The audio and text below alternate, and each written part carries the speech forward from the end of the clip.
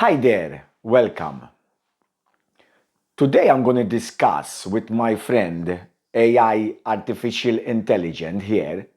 They have some questions about olive oil, which hopefully we will find the answer to them quite easily. So, my question is what is the difference between good olive oil and bad olive oil?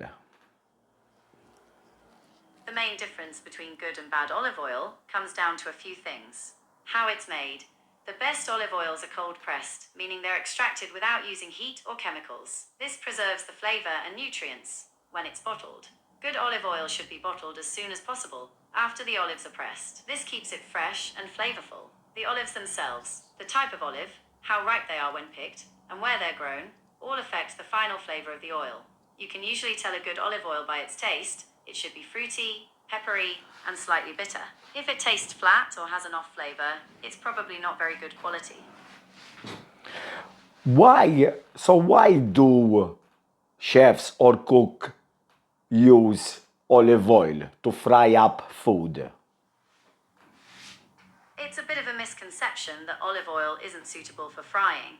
While it's true that extra virgin olive oil has a lower smoke point compared to some other oils, it can still be used for frying under the right conditions. Here's why some chefs might choose olive oil. Flavor. Even when heated, olive oil retains some of its fruity, slightly peppery flavor, which can add depth to fried foods. Health benefits. Olive oil is rich in monounsaturated fats, which are considered heart healthy. Versatility. Many kitchens already have olive oil on hand, making it a convenient choice for frying. However, it's important to use the right type of olive oil for frying. A regular olive oil or even a light olive oil will have a higher smoke point than extra virgin, making it more suitable for higher heat cooking. Yes, but don't you think good olive oil should be used only for salads? That's a common belief, but it's not entirely accurate.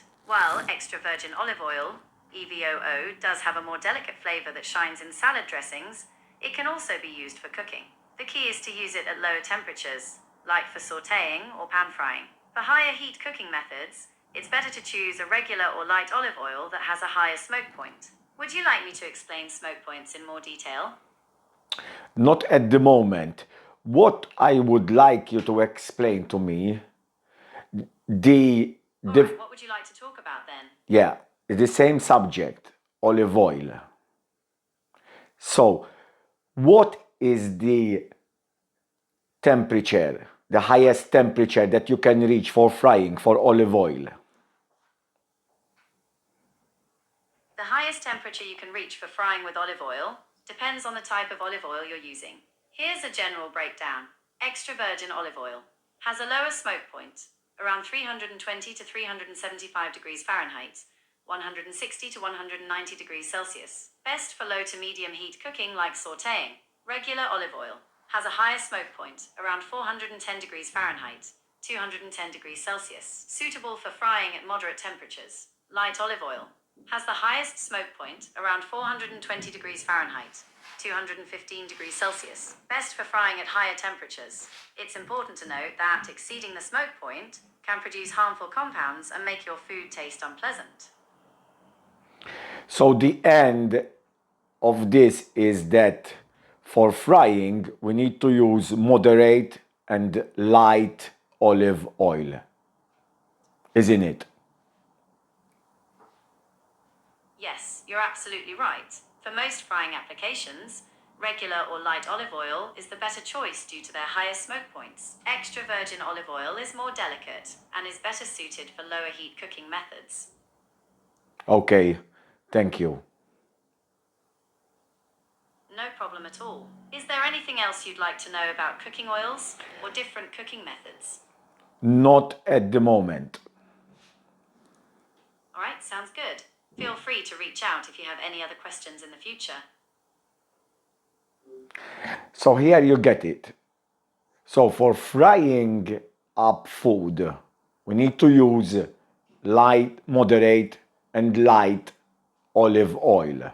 For salads and dressing, use extra virgin olive oil. Thank you for watching, and I will see you later. Bye now. Bye-bye.